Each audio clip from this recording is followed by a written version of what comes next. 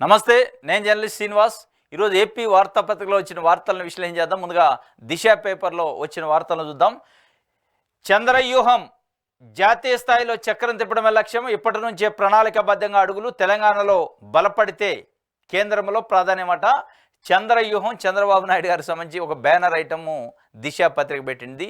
చంద్రవ్యూహం వేస్తాడట. వ్యూహం దేనికోసం అంటే కేంద్రంలో పెత్తనం చేయడానికి, కేంద్రంలో మాట చెల్లుబాటు కావాలంటే తెలంగాణలో కూడా ఎంపీ స్థానాలు గెలవాలి, తెలంగాణలో కూడా తెలుగుదేశం యొక్క ప్రాధాన్యత పెరగాలని చెప్పి వారానికి 2 రోజులు తెలంగాణ తెలుగుదేశం పార్టీ కోసం కేటాయిస్తానని చంద్రబాబు నాయుడు గారు చెప్పిండు. దానికి సంబంధించి ఒక వార్తనిచ్చింది. ఎంతమంది ఎంపీలు ఉంటే కేంద్రంలో అంతటి ప్రాధాన్యత దక్కుతుంది, బలమైన రాష్ట్రాలు ఇప్పటికీ కేంద్రంలో చక్రం తిప్పుతున్నాయి, ఆయా రాష్ట్రాల మాట చెల్లుబాటు అవుతుంది. ఇది గ్రహించిన సీఎం చంద్రబాబు తెలంగాణలో విస్తరణకు శ్రీకారం చుట్టారు.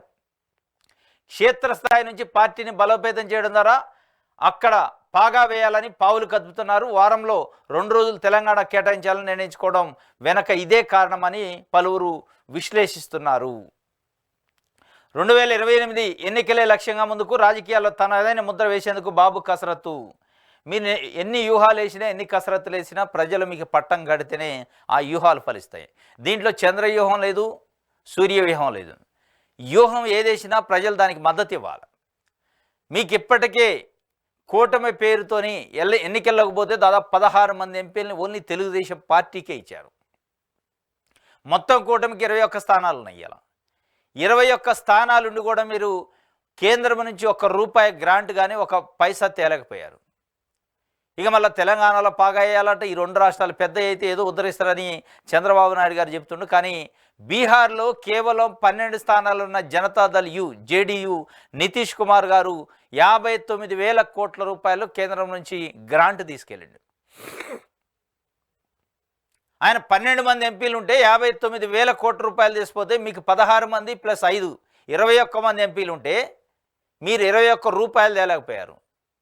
ఇక మళ్ళీ దానికి వ్యూహాలు ఏంది, వ్యూహం ఏంది, చక్రం తిప్పేది. ఇప్పుడు ఏం తిప్పుతున్నారు? ఇవాళ చక్రం తిప్పే అవకాశం ఉంది. ఇవాళ ఎన్డీఏ ప్రభుత్వానికి సంబంధించిన 4 కాళ్ళ కుర్చీలో 1 కాలు తెలుగుదేశం పార్టీ. అంతకంటే పెద్దగా ఏం కావాలా? అంతకంటే నువ్వు చక్రం తిప్పేది ఏంటంటే తిప్పవచ్చుగా. ఇప్పుడు మీరు వేసే వ్యూహం ఏదైనా ఉంటే ఇప్పుడు వేయచ్చుగా. ప్రజలు మీకు కావాల్సిన అన్ని ఆయుధాలను ఇచ్చిపెట్టారు, అన్ని కావాల్సిన సర్వం ఆయుధాలు ఇచ్చారు మీ చేతికి. కానీ ఆయుధాలని మూలన పెట్టి ఆయుధాలకు పూజ చేస్తున్న పరిస్థితి. వాటి నోటలే 21 మంది ఎంపీలను ఇచ్చారు, 164 మంది ఎమ్మెల్యేలను ఇచ్చి గవర్నమెంట్ని ఇచ్చారు. ఇంతకంటే పెద్ద ఆయుధం ఏం కావాలి? ఇంతకంటే పెద్ద వ్యూహం ఏంది? ఇంతకంటే పెద్ద పట్టు ఏంది? ఇది ఇవాళ చంద్రబాబు నాయుడు గారికి సంబంధించి చంద్ర వ్యూహం అంటాడు. ఇది చంద్ర వ్యూహం కాదు, మన్ను వ్యూహం కాదు. ఈ వ్యూహాలు కావాల్సింది ప్రజల కోసం ఉండాలి తప్ప మీ రాజకీయ పలుకుబడి కోసం, మీ మాట చెల్లుబాటు కోసం, లేదంటే మీ కొడుకునో లేదా కోడలను రేపు ముఖ్యమంత్రి చేయడానికో, లోకేష్ బాబును ముఖ్యమంత్రి చేయడానికో, లేదా బ్రాహ్మణి గారిని తెలుగుదేశం పార్టీ అధ్యక్షురాలుగా చేయడానికో, వీటి కోసం మీ పలుకుబడిని, మీ ఎంపీలని, మీ వ్యూహాలను ఉపయోగించకమండి. ఆంధ్రప్రదేశ్ రాష్ట్రాన్ని అభివృద్ధి చేయడానికి ఉపయోగించండి. తెలంగాణ ప్రజలు కూడా ఒకవైపు కన్నేసి కనిపెడుతున్నారు. మీరు వచ్చేది దేనికి? తెలంగాణలో మీ పలుకుబడి పెంచుకోవడానికే, తెలంగాణ ప్రజల మీద ప్రేమతో వస్తున్నారా అనేది. మీరు పదే పెద్ద రాష్ట్రాలు అయితే పలుకుబడి ఉంటుందా అంటే పెద్ద రాష్ట్రాల మీద మళ్ళీ 2 రాష్ట్రాలు కలుపుతారా అనే ఒక అపోహన కూడా తెలంగాణలో క్రియేట్ చేసే అవకాశం ఉంది మీ మీ యొక్క వ్యూహాలు. ఇది మొత్తానికి చంద్ర వ్యూహం వేస్తాడట. 164 స్థానాలు ఇచ్చి గవర్నమెంట్ ఇచ్చి పని చేయండి అంటే మీరు వ్యూహాలు వేసుకుంటే ఢిల్లీలో ఏం పెత్తనం చేయాలి, ఢిల్లీలో పెత్తనం చేయాలంటే ఏం చేయాలి, లేదంటే భవిష్యత్తులో మా కొడుకును ముఖ్యమంత్రి చేయాలంటే ఏం చేయాలి, నాకు ఇంకా బలం కావాలి అనే పద్ధతి కోసం ప్రయత్నం చేస్తున్నట్టు ఉంది తప్ప ఇది ప్రజల కోసం చేసినట్లేదు. ఈ ఆలోచన, ఈ వ్యూహాలు, ఈ ఎత్తుగడలు ఏపీలో ఉన్న ఆంధ్రప్రదేశ్ ప్రజలకు ఉపయోగపడేటట్టు, ప్రజల అభివృద్ధి కోసం, రాష్ట్రం అభివృద్ధి కోసం వాడితే బాగుంటుంది. ఇది ఒక వార్త.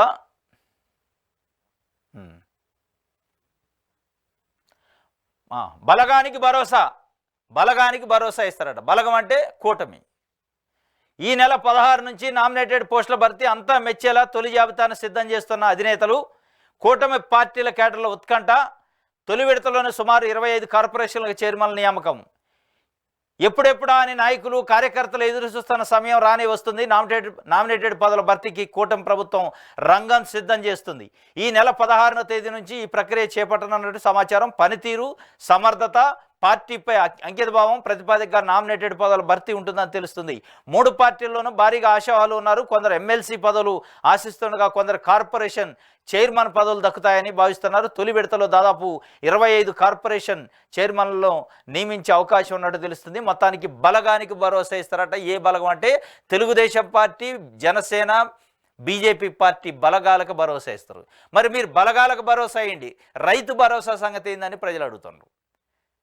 మీ బలగాలకి, మీ కార్యకర్తలకి పదవులు ఇచ్చే భరోసా ఇస్తుంటే మరి రైతులకు మీరు ఇచ్చిన భరోసా సంగతి ఏంది? రైతు భరోసా సంగతి ఏంది? జూన్ నెల అయిపోయింది, జూలై అయిపోయింది, ఆగస్టు మధ్యలోకి వచ్చినాం. జగన్మోహన్ రెడ్డి టంచనగా జూన్ నెల మొదటి వారంలో ఇచ్చేది రైతుకు పెట్టుబడి కోసం రైతు భరోసా. మరి మీ భరోసాలు మీకు భరోసా ఇచ్చుకుంటూ మీరు కూర్చొని ఏ జిల్లా ఎవరు పంచుకోవాలి, ఏ జిల్లాలో ఎవరు పెత్తనం చేయాలి, ఏ పదవి ఎవరు తీసుకోవాలి, ఈ పదవుల పంపిణీ, ఈ ప్రతిష్టల పంపిణీ తప్ప దానికి మళ్ళీ బలగానికి భరోసా అట. మీరు ఇస్తే ఇచ్చుకోండి, బలగానికి భరోసా. రైతులకు కూడా భరోసా అయ్యండి, రైతులు ఎదురు చూస్తున్నారు. తల్లులకు భరోసా అయ్యండి, తల్లికి వందనానికి ఎదురు చూస్తున్నారు.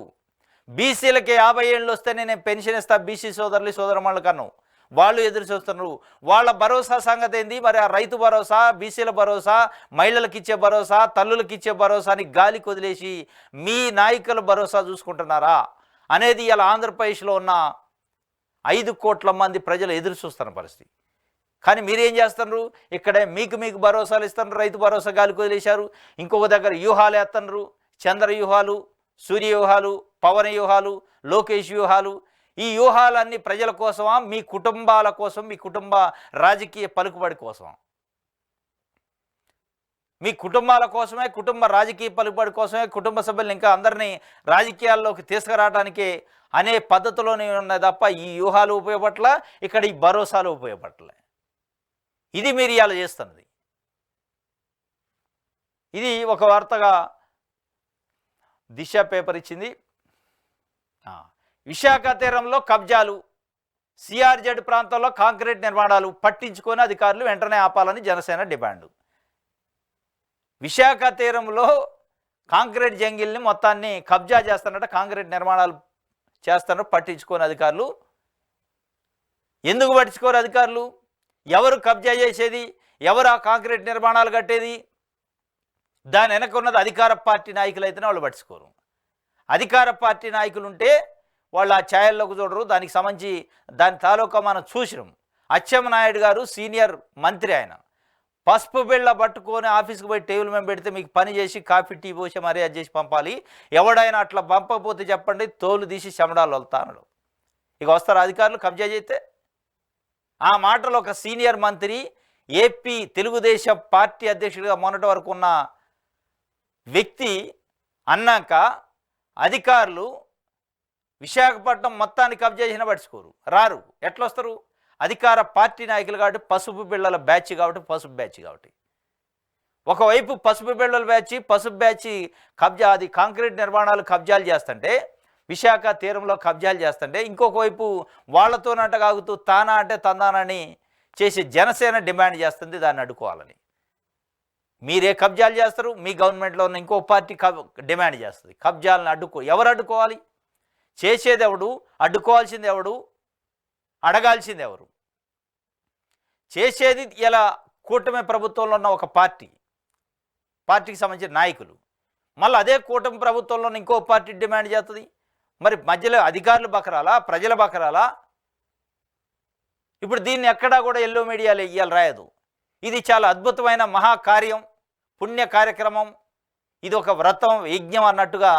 అంటే వీళ్ళు తెలుగుదేశం పార్టీ, కూటమి పార్టీలకు సంబంధించి కబ్జా చేస్తే అది కబ్జానే కాదు, అది ధర్మాగ్రహం. ఇది ధర్మం కోసం పోరాటం. ఇది విశాఖ తీరాన్ని కబ్జా చేయడం అనేది వాళ్ళ దృష్టిలో ధర్మం కోసం పోరాటం.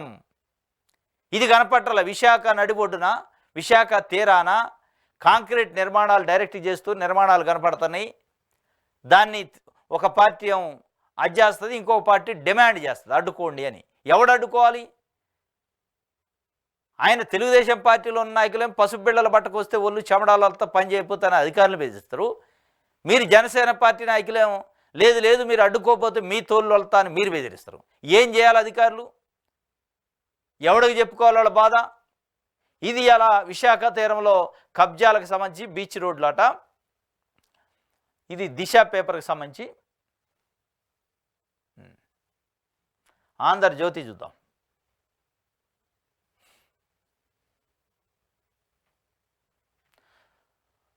సూపర్ డ్రామాలు, సూపర్ సిక్స్లు, సూపర్ డ్రామాలు కాదు, ఆ సూపర్ సిక్స్లనే సూపర్ డ్రామాలు చేసింది ఇవాళ తెలుగుదేశం పార్టీ అని చెప్పి ఆంధ్రజ్యోతి పేపర్ ఒక వార్త రాసింది. సూపర్ డ్రామాలు, నాడు వైసీపీ పెద్దలకు ఊడిగం, నేడు కూటమి సర్కారుకు భజన, టీడీపీకి వీర భక్తులమంటూ బురుడి, మేము వైసీపీ బాధితులమేనట్టు గగ్గోలు. ఇది ఎవరికన్నా ప్రజలకు ఉపయోగపడేదనా? మీరు రాయాల్సింది సూపర్ సిక్స్ గురించి రాయండి, సూపర్ డ్రామాల గురించి కాదు. ఎవడు పోస్టింగ్ తీసుకుంటే మీకెందుకు? ప్రజలకు ఉపయోగపడే చంద్రబాబు నాయుడు గారు 45 సంవత్సరాల రాజకీయ అనుభవం ఉన్న వ్యక్తి, ఆయనకు తెలియదా డ్రామాలు ఎవరు చేస్తున్నారు, ఏ పోస్టింగ్ కోసం ఎవరు డ్రామాలు చేస్తున్నారు? ఆంధ్రజ్యోతి పత్రిక దాన్ని ఎత్తి రాయాల్సినంత పెద్ద వార్త అది. ఇలా ఆంధ్రజ్యోతి పత్రిక ప్రజలకు సంబంధించిన సమస్యలు పట్టట్లా. ఇవాళ రైతులు అనేక రకాల ఇబ్బందులు పడుతున్నారు, రైతు భరోసా రావట్లేదని ఒక వార్త రాయండి. తల్లికి వందనం ఇవ్వట్లేదు, ఇవ్వండి అని వార్త రాయండి. మీరు రాస్తే తొందరగా ఇస్తారు చంద్రబాబు నాయుడు గారు. బీసీలకి 50 ఏళ్ళకి మీరు పెన్షన్ ఇస్తున్నారు, ఇవ్వండి అని అడగండి. ఇట్లాంటివి అడగరు. సూపర్ డ్రామాలు, డూపర్ డ్రామాలు ఎవడికి పనికి రావాలి? ఎవడికి పనికి వస్తాయి? ఏ ప్రజలకు ఉపయోగపడే వార్త ఇది? అంటే మీరు రాస్తే అది శాసనం, దాన్ని చదవాలి ప్రజలు. సూపర్ డ్రామాలట, నాడు వైసీపీ పెద్దల కూడగమాట, నేడు కూటమి సర్కారుకు భజన చేస్తాడట. నేడు కూటమి సర్కారుకు భజన, నేడు కూటమి సర్కారుకు భజన చేసినా, అయాల వైసీపీ పెద్దల కూడిగం చేసినా, ఇవాళ టీడీపీకి వీరభక్తులైనా, వైసీపీకి వీరభక్తులైనా ప్రజలకు ఉపయోగపడే వార్తలు ఒక జర్నలిస్ట్గా జర్నలిజం నామ్స్ ప్రకారం అన్న రాయాలి. వాళ్ళ వీరభక్తుల గురించి, వాళ్ళ భజన గురించి కాదు రాయాల్సింది. ఆ భజనలో ప్రజలకు ఏమైనా నష్టం జరిగితే అది రాయాలి. కానీ ఎవరో వైసీపీకి భజన చేశారట, మళ్ళీ ఇవాళ టీడీపీకి భజన చేస్తారట, వాళ్ళకి పదవులు ఎట్టిస్తావు, వాళ్ళకి పోస్టింగ్లు ఎట్టిస్తావు అని ఈయన ఆంధ్రజ్యోతి పత్రిక నిలదీస్తుంది. మరి ఎక్కడా కూడా ఇప్పుడు ఉన్న ప్రభుత్వం చేసే కబ్జాలు రాయదు, తెలుగుదేశం పార్టీ నాయకులు చేసే ఆగడాలు రాయదు, ప్రజలకు ఉపయోగపడే వార్తలు రాసే పరిస్థితికి లేకుండా అయిపోయింది. అలా ఇది సూపర్ డ్రామాలు కాదు, సూపర్ సిక్స్ల గురించి రాయండి. సూపర్ సిక్స్లో అమలు కానీ ఉచిత బస్ ప్రయాణం, ఉచిత గ్యాస్ సిలిండర్లు, రైతు భరోసా, తల్లికి వందనం, వీటన్నిటిపైన మీరు వార్త రాస్తే ప్రజలు ఆశిస్తారు. లేదంటే దీన్ని చెత్తబుట్టలే వేస్తారు పేపర్ని. ఇది ఒక వార్త. 65 టీఎంసీలు కొట్టకపోయిన తుంగభద్ర గేటు, 65 టీఎంసీలు కడలి పాలైన పాపం.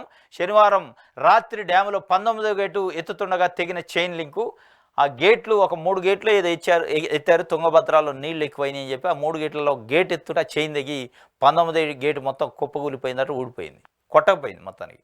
ఇప్పుడు ఆ గేట్ మూసే పరిస్థితి లేదు, కంటిన్యూగా దాదాపు ఆ ప్రాజెక్టులో నీళ్ళని ఖాళీ అయ్యే పరిస్థితి ఉంది. 65 టీఎంసీలు, దాదాపు 105 టీఎంసీల కెపాసిటీ అది. ఒక 65 టీఎంసీలు బయటికి పోతేనే మళ్ళీ గేట్ ఫిట్ చేయడానికి వద్ద 65 టీఎంసీలు బయటికి పోయిన దాకా దాన్ని ఆపటానికే లేదు. మొత్తం సముద్రం పాలవుతున్నాయి, కడలు పాలవుతున్నాయి అట. ఇది తుంగభద్రకు సంబంధించి తుంగభద్ర భద్రం లేని గేట్లు అయినాయి. అంటే దీనికి ఏంది దీని అర్థం? ప్రభుత్వ అధికారులు, ఇరిగేషన్ డిపార్ట్మెంట్ అధికారులు సమ్మర్లో ప్రాజెక్ట్ ఖాళీ అయినప్పుడు దానికి కావాల్సిన రిపేర్లు చేయాలి, మరమ్మతులు చేయాలి, దానికి సంబంధించిన మెయింటెనెన్స్ అంతా చూసుకోవాలి. వీళ్ళు మొత్తం నీళ్ళు వచ్చి పడ్డాక మెయింటెనెన్స్ చేస్తా, నీళ్ళు వచ్చి పడ్డాక చూస్తా అంటే చైన్లు దిగుతాయి, గేట్లు ఇరుగుతాయి, గేట్లు కొట్టకపోతాయి. ఇది కొంత అధికారుల నిర్లక్ష్యం కూడా ఉన్నట్టు అనిపిస్తుంది. ఎందుకంటే అవి ఎప్పుడో చాలా సంవత్సరాల క్రితం, దశాబ్దాల క్రితం పెట్టిన గేట్లు అయ్యి, వాటిని అప్పటికప్పుడు ప్రతి ఇయర్ మెయింటెనెన్స్ చేసుకోవాలి. దానికి కావాల్సిన ఆయిల్ కానీ, గ్రీజులు కానీ, దానికి కావాల్సిన ఏమైనా థ్రెడ్ ఇది కానీ, చైన్స్ కానీ ఉంటే దాన్ని సరి చేసుకోవాలి సమ్మర్లో, వాటర్ లేని టైంలో. కానీ వాటర్ లేని టైంలో గాలికి వదిలేశారు, ఇవాళ వాటర్ వచ్చినాయి, చైన్ దిగిపోయింది. 65 టీఎంసీల నీళ్లు ఇవాళ సముద్రం పాలవుతున్నాయి. అంటే ఎక్కడి నుంచి చేస్తారు 65 టీఎంసీల తర్వాత వర్షాలు పోయాక? దీనికి బాధ్యత ఎవరు వహించాలి? ఇరిగేషన్ డిపార్ట్మెంట్ అధికారులు వహించాలి. ఒక్కొక్కళ్ళకి లక్షల జీతాలు ఇచ్చి ఏసీ రూమ్లో కూర్చోబెడితే ఏసీ రూమ్లో నుంచి బయటికి రాకపోతే అయితే మరి లక్షల జీతాలు. ఏంది మీరు బీకింది, ఏంది మీరు చేసింది, మొత్తం ఊడిపోతున్నాయి గేట్లు. దీన్ని నుంచైనా గుణపాఠం నేర్చుకొని ప్రతి సంవత్సరం సమ్మర్లో మనకున్న ప్రాజెక్టుల పైన ఉన్న అనేక రకాల గేట్లు కానీ ప్రాజెక్టులు కానీ ఆ లిఫ్ట్లు కానీ ప్రతి దాన్ని రిపేర్ చేసుకొని మరమ్మతులు చేసుకొని మెయింటైన్ చేసుకుంటే ఇగో ఇట్లాంటి నష్టం జరుగుతుంటుంది. ఇది ఒక వార్త.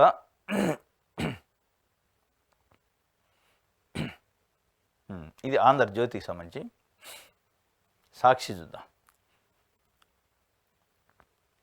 అసైన్డ్ ఆగడం, రిజిస్ట్రేషన్ నిలిపేసిన చంద్రబాబు సర్కారు, 20 ఏళ్లు దాటిన అసైన్డ్ భూములపై రైతులకు సంపూర్ణ హక్కులు ఇచ్చిన వైఎస్ జగన్. అసైన్డ్ ఆగడం అనేది సాక్షి పేపర్ ఒక వార్త బ్యానర్ ఐటమ్ పెట్టింది. అసైన్మెంట్ భూములకు సంబంధించి కొన్ని దశాబ్దాలుగా సంవత్సరాలుగా పేద ప్రజలు ఎదురు చూస్తున్నారు వాస్తవంగా. అది 2 తెలుగు రాష్ట్రాల్లో. భూమి అయితే ఇచ్చింది ప్రభుత్వం, కానీ దానిపైన ఏం హక్కు లేదు, ఓన్లీ దున్నుకునే హక్కు తప్ప వేరే హక్కే లేదు. దానికి ఒక పేపర్ లేదు, పెన్ను లేదు, కలం లేదు, మన్ను లేదు, దానికి ఒక రికార్డు లేదు. దాన్ని పట్టకపోయి బ్యాంకు ఓడికాడికి పోతే బ్యాంకు లోన్ ఇయ్యదు. ఇది పనికిరాని భూమి రా నాయన, ఇది గవర్నమెంట్ ఇచ్చింది, నీకు లోన్ ఇయ్యని అంటాడు. దాన్ని అమ్ముకుందాం, పిల్ల పెళ్ళికో లేదా పిల్లగాళ్ళ చదువులకు అమ్ముకుందాం అంటే దాన్ని ఓడుకోండు.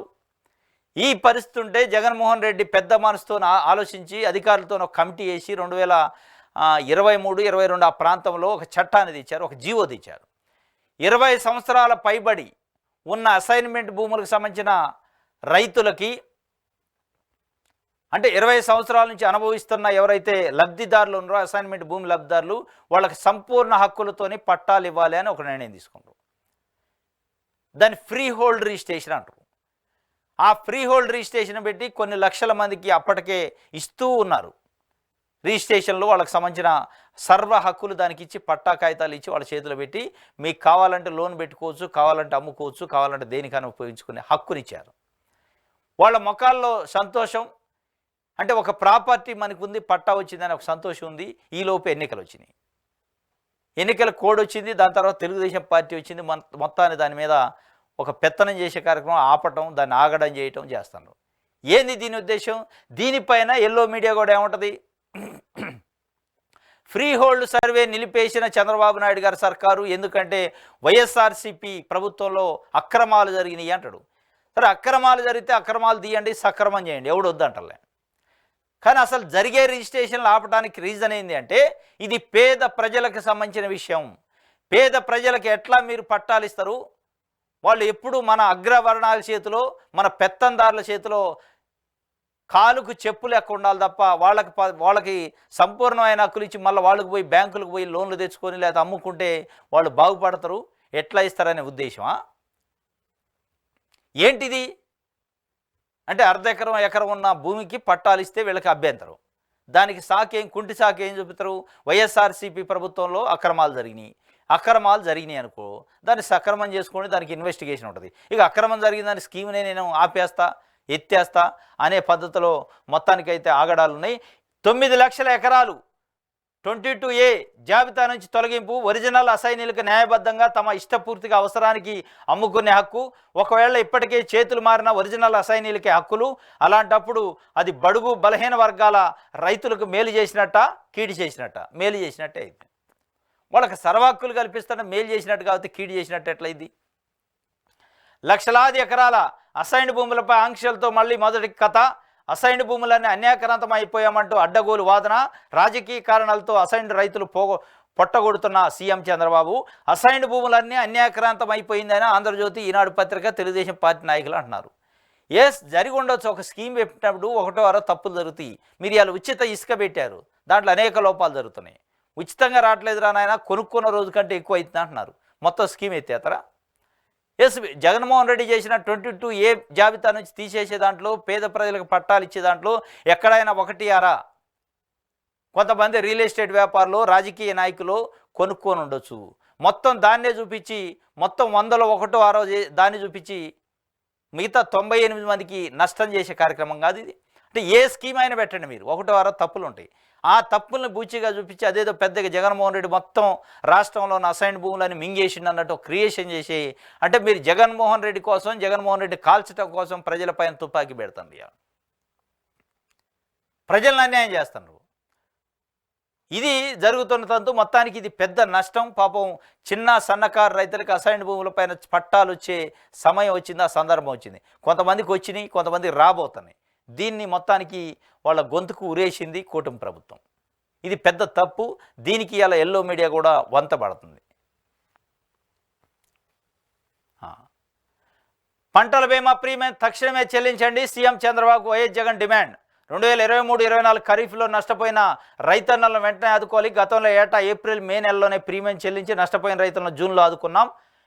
54,55,000 మంది రైతులకు 7,802 కోట్లు అందించి అండగా నిలిచాం. ఇప్పుడు రాష్ట్ర ప్రభుత్వం ఇంతవరకు ప్రీమియం కట్టకపోవడంతో కేంద్రం తన వాటా ఇవ్వలేదు. సూపర్ 6 హామీ కింద 20,000 పెట్టుబడి సాయాన్ని తక్షణమే చెల్లించాలి. పంటల బీమా ఎప్పుడు చెల్లిస్తారు? వాస్తవంగా వానాకాలం సీజను, ఖరీఫ్ సీజను జూన్లో స్టార్ట్ అయితే జూన్ కంటే ముందు ఏప్రిల్ మే నెలలో బీమా చేసుకుంటే, ప్రీమియం చేసుకుంటే దానికి క్లెయిమ్ వస్తుంది. మీరు ఇలా ఆగస్టు వచ్చింది, పంటల బీమా లేదు, క్రాప్ ఇన్సూరెన్స్ పే చేయలే. రాష్ట్ర ప్రభుత్వం చెల్లించాల్సింది చెల్లిస్తే కేంద్రం నుంచి రావాల్సిన వాటా వస్తే వాళ్ళకి జూన్ జూలైలో వరదల వల్ల ఇంకోటి వల్ల పంట నష్టపోతే బీమా వస్తుంది, క్లెయిమ్ వస్తుంది. మీరు ఈరోజు ఆగస్టు వచ్చింది, పంటలు గొట్టపోయినాయి కొన్ని, ఇంకా పంటలు మధ్యలో కొన్ని ఉన్నాయి, రేపు ఏమి నష్టం జరిగిద్దో తెలియదు, నష్టం ముందు ఏం జరిగిద్దో తెలియని దానికి ఇన్సూరెన్స్ చేస్తారు. అట్లాంటిది ఏప్రిల్ మే నెలలో చెల్లించాల్సిన ఏదైతే బీమా ఉందో దాన్ని జూన్ నెలలో చెల్లించాలి. అంటే కొత్త గవర్నమెంట్ వచ్చాక కనీసం చెల్లించే పరిస్థితి లేదు. ఏప్రిల్ మే నెలలో కోడ్ ఉంది, కోడ్ ఉండటం వల్ల అలా అయ్యాలి. అధికారులు పట్టించుకోలేదా తెలవని పరిస్థితి. మరి మీరు ప్రభుత్వంలోకి వచ్చిన తర్వాత వెంటనే బీమా ప్రీమియం చెల్లించి ఉంటే ఇవాళ వాళ్ళకి ఈ పంట నష్టపోయిన దానికి బీమా వచ్చి ఉండేది, క్లెయిము. అదేవిధంగా సూపర్ 6లో హామీ ఇచ్చిన 20,000 పెట్టుబడి కూడా వెంటనే ఇవ్వాలి అని చెప్పి అడుగుతున్న పరిస్థితి. ఇది ఒక వార్త. అతివేగానికి 5 ప్రాణాలు బలి, లారీని ఢీకొన్న కారు. చెన్నై తిరుపతి జాతీయ రహదారిలో ఘోర రోడ్డు ప్రమాదమట. 4 ఏపీ విద్యార్థులు, ఓ తమిళనాడు విద్యార్థి మృతి, మరో 2 పరిస్థితి విషయమో అంతా విద్యార్థులే నడపడతాం. అతి వేగంగా వెళ్ళారు, అతివేగానికి 5 ప్రాణాలు. ఇది మొత్తానికి అయితే 5 చనిపోయారు, ఒక తమిళనాడు విద్యార్థి కూడా ఉండటం, మిగతా 4 ఇక్కడ వాళ్ళు. కొట్టకపోయిన తుంగభద్ర గేటు, ఆయకట్టు రైతుల ఆశలు ఆవిరైపోయినాయి అని చెప్పి ఒక వార్తని రాశారు. మహిళా జడ్పీటీసీపై టీడీపీ గుండాల దాడి. పల్నాడు జిల్లా గారపాడులో దౌర్జన్యకాండ, సెల్ ఫోన్ పగులగొట్టి వైఎస్ఆర్సీపీ జడ్పీటీసీ తల్లిని గాయపరిచిన వైనం. జడ్పీటీసీ స్వర్ణకుమారి భర్తను తమకు అప్పగించాలని వీరంగం. భయంతో ఇంటి లోపల తాళాలు వేసుకున్న కుటుంబ సభ్యులు జడ్పీటీసీ భర్త శివాజీని గ్రామంలోకి రావద్దని పోలీసులు హుకం. ఇది జడ్పీటీసీ మహిళా జడ్పీటీసీపై టీడీపీ గుండాలు దాడి చేసినాయట పల్నాడు జిల్లాలో. మొత్తానికి వాళ్ళు ఏట కొడవలు పట్టుకొని తిరుగుతున్నారు తెలుగుదేశం పార్టీ నాయకులు. వైఎస్ఆర్సీపీ నాయకులు ఎక్కడ దొరుకుతారా అని చెప్పి. జడ్పీటీసీ భర్తకే భద్రతకి దిక్కులేదు, ఇంట్లోకి జ్వరబడి బయటికి పంపేయండి చంపేస్తామనే పరిస్థితికి వచ్చింది. మొన్ననే శ్రీశైలం కాన్స్టిట్యున్సీలో కూడా ఇదే జరిగింది. ఇంట్లో ఉన్న వ్యక్తిని గుంజకొచ్చి చంపేశారు. మళ్ళీ ఒక జడ్పీటీసీ భర్తను కూడా నువ్వు బయటికి రమ్మని నీ భర్తని చంపేస్తామని వీళ్ళు కత్తులు కటార్లు పట్టుకొని వీరంగం చేశారట. పోలీసులు వాళ్ళని ఆపాల్సింది పోయి నువ్వు ఊళ్ళోకి రావద్దు, ఊరు బయటే ఉండు, ఇక నువ్వు ఊళ్ళోకి రావద్దు అని చెప్పి ఆ జడ్పీటీసీ భర్తని హూకం చేశారట. ఇది ఒక వార్త.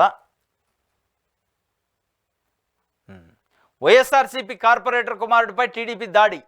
అధికార పార్టీ అరాచకాలను ప్రశ్నించడమే పాపమైంది. గాయపడిన సేతురాములు. అధికార మండతో తెలుగుదేశం పార్టీ శ్రేణులు వైఎస్ఆర్సీపీ శ్రేణులపై దాడులకు తెగబడుతూనే ఉన్నారు. తాజాగా తమను ప్రశ్నిస్తున్నారని చెప్పి వైఎస్ఆర్సీపీ నేత కుమారుడిపై దాడికి తెగబడ్డారు. నెల్లూరు రూరల్ నియోజకవర్గంలో 2వ డివిజన్ వైఎస్ఆర్సీపీ కార్పొరేటర్ రామ్మోహన్ యాదవ్ గుడి పల్లిపాడులో శివాలయ నిర్వహణను 3 ఏళ్లుగా చూస్తున్నారు. తెలుగుదేశం పార్టీ అధికారంలోకి వచ్చాక ఆలయ సిబ్బంది జీతభత్యాలు నిలిపివేయడం, శివాలయంలో పూజలు అందుకునేందుకు వచ్చినప్పుడల్లా పూజారిని అక్కడ లేకుండా చేయడం వంటి పరిస్థితులు నెలకొన్నాయి. ఆలయ ప్రాంగణంలోని శిలా ఫలకాన్ని సైతం ధ్వంసం చేశారు. వారం రోజులుగా ఇవి జరుగుతున్నాయి. సేతురాములు తన కుమారుడికి మొక్కుల్లో భాగంగా అభిషేకం చేయాలని ఇటీవల నిర్ణయించారు. అయితే తెలుగుదేశం పార్టీ శ్రేణులు ఆ అభిషేకం కూడా జరగలేకుండా పలు సాకులతో అడ్డుకున్నారు. ఈ క్రమంలో వాదోపవాదాలు జరిగినాయట నెల్లూరు రూరల్ కాన్స్టిట్యున్సీలో. కార్పొరేటర్ కొడుకుని కూడా దిక్కులేదు భద్రత, కొట్టారట. మొత్తానికైతే దాడి చేశారు. ఆ దాడికి సంబంధించిన ఫోటోలు కూడా వేశారు. ఇది వైఎస్ఆర్సీపీకి సంబంధించిన కార్యకర్తలపై తెలుగుదేశం పార్టీ నాయకులు ఎస్పెషల్గా పల్నాడులో ఒకటి జరిగింది జడ్పీటీసీ భర్త పైన, ఇక్కడ కార్పొరేటర్ కుమారుడి పైన దాడి చేయటం, అవసరమైతే చంపుతూ కొడతాం అనే పరిస్థితికి వచ్చింది. చట్టాన్ని చేతిలో తీసుకుంటున్నారు. పోలీసులు కూడా పట్టించుకునే పరిస్థితి లేదు. పోలీసులు కనీసం సమాచారం ఇచ్చిన పట్టించుకునే పరిస్థితి లేదు. ఫోన్లు చేసిన పట్టించుకునే పరిస్థితి లేదు. మొత్తాన్ని లా అండ్ ఆర్డర్ని గాలికి వదిలేశారు. గాలికి కాదు, తెలుగుదేశం పార్టీ నాయకుల చేతిలో పెట్టారు పోలీసులు. తెలుగుదేశం పార్టీ నాయకులు, కార్యకర్తల చేతిలో లా అండ్ ఆర్డర్ని పెట్టారు. అది ఇక దేవుడే దిక్కు.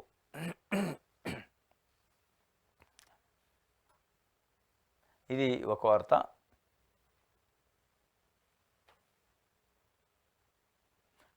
ఇసుకను మింగేస్తున్నారు. ఎన్టీఆర్ జిల్లా మొగులూరులో కరిగిపోతున్న ఇసుక గుట్ట. 64.684 మెట్రిక్ టన్నుల ఇసుక మాయం. ఓ టీడీపీ నాయకుడితో కలిసి అక్రమార్జన తెరదీసిన అధికారులు. ఇసుకను తరలిస్తున్న లారీలు. మొత్తం 64 మెట్రిక్ టన్నుల గుట్టే కరగదీశారట తెలుగుదేశం పార్టీ నాయకులు. ఇసుకను మేసేస్తున్నారు, మింగేస్తున్నారు. కానీ ఈ వార్త ఎల్లో మీడియాలో కానీ తెలుగుదేశం పార్టీ సోషల్ మీడియాలో ఎక్కడ ఉండదు. ఇసుకను మింగేస్తే అది ఇసుకను మింగినట్టు కాదు, అది ఒక మంచి కార్యం అన్నట్టు ఎల్లో మీడియాకి.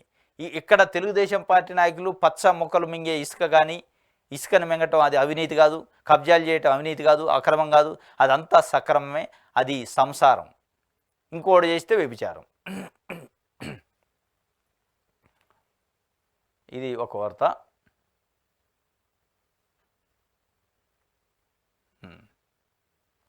ఇది సాక్షికి సంబంధించి విషయాలు అందరూ చూద్దాం.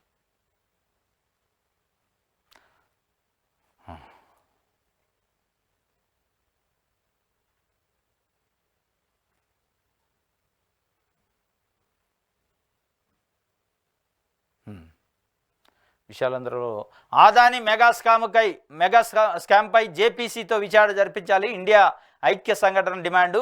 సెబీ చైర్పర్సన్ రాజీనామా చేయాలి. మళ్లీ పేలిన హిండెన్బర్గ్ బాంబు.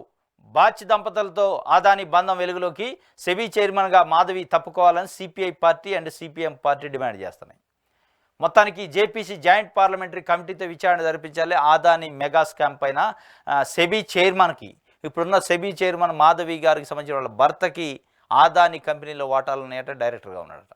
కాబట్టి దీని వెనక పెద్ద కుట్ర జరిగింది. షేర్ మార్కెట్ వెనక, వీళ్ళ యొక్క పెట్టుబడుల వెనక కుట్ర జరిగింది. ఆ కుట్ర పైన హిడెన్బర్గ్ అనే ఒక రీసెర్చ్ సంస్థ బయటపెట్టింది. అనేక సంచలనాలు బయటపెడతా ఉంది.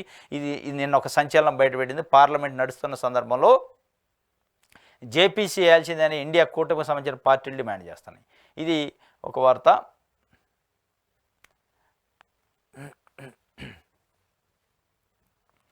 ఆంధ్రప్రభ చూద్దాం.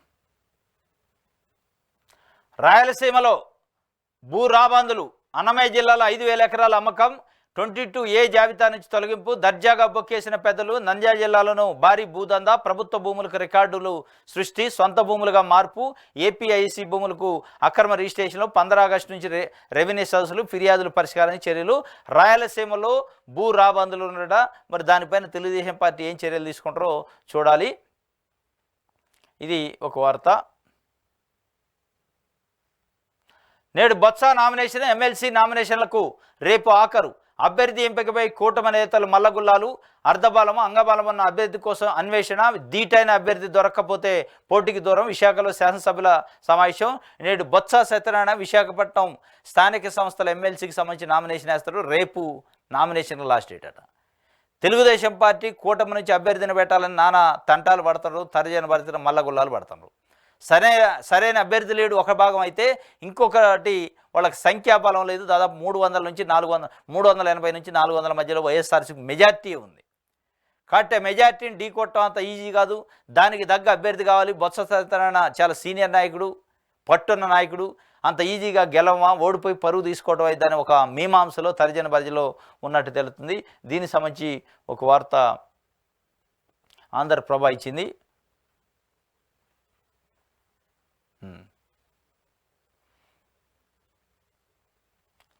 ఇది ఆంధ్రప్రభకి సంబంధించి.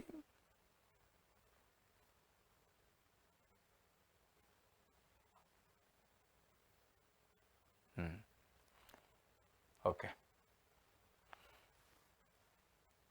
నెక్స్ట్ ఈనాడు చూద్దాం.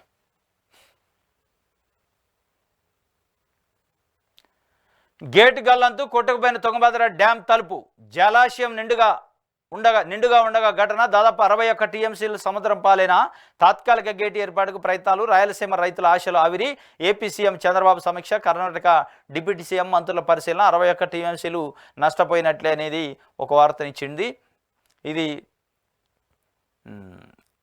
ఈనాడుకు సంబంధించి.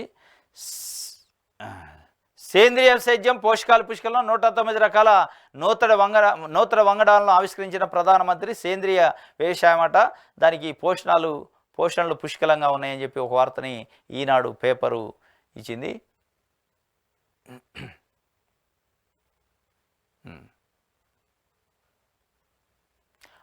ఆత్మహత్య చేసుకోవాలని రోడ్డుపైకి వచ్చా, పలాస ప్రభుత్వ ఆసుపత్రిలో దివ్యల మాధురి వెల్లడి, దువ్వాడ వాణిని అరెస్ట్ చేయాలని డిమాండ్ చేసింది. పలాస ప్రభుత్వ ఆసుపత్రిలో చికిత్స పొందుతున్న దివ్యల వాణి ప్రమాదంలో బోల్తపడిన మాధురి కారు. ఇది ఒక పెద్ద హిస్టరీ నడుస్తుంది. కుటుంబ పంచాయతీ 3 రోజులైంది. టెక్కలి వైఎస్ఆర్సీపీ అభ్యర్థిగా ఓడిపోయిన దువ్వాడ శ్రీనివాసరావు, ఆయన కుటుంబ సభ్యులకు సంబంధించి పెద్ద ఎత్తున ఇష్యూ నడుతుంది.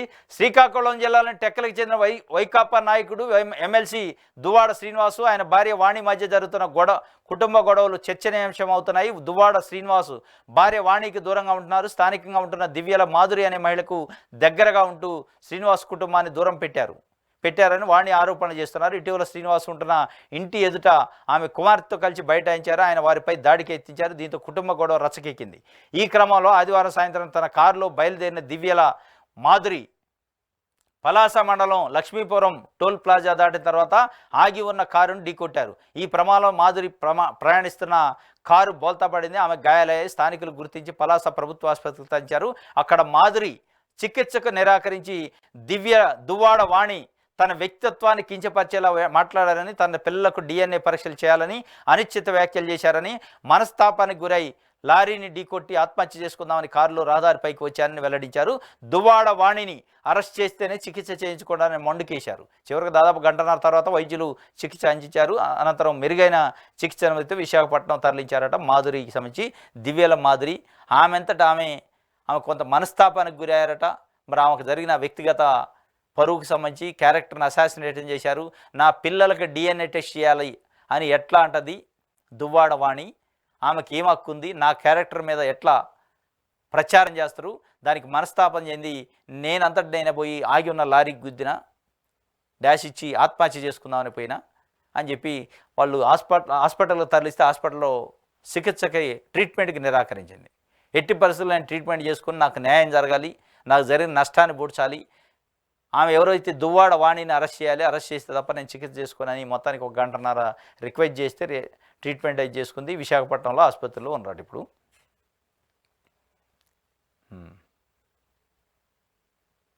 ఇది ఒక వార్త.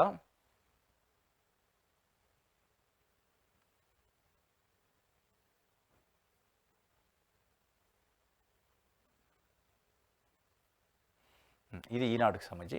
ఇది ఈరోజు ఏపీ వార్తాపత్రికలో వచ్చిన వార్తలకు సంబంధించిన విశ్లేషణ. రేపు తాజా వార్తలతో తిరిగి కలుసుకుందాం. Thank you.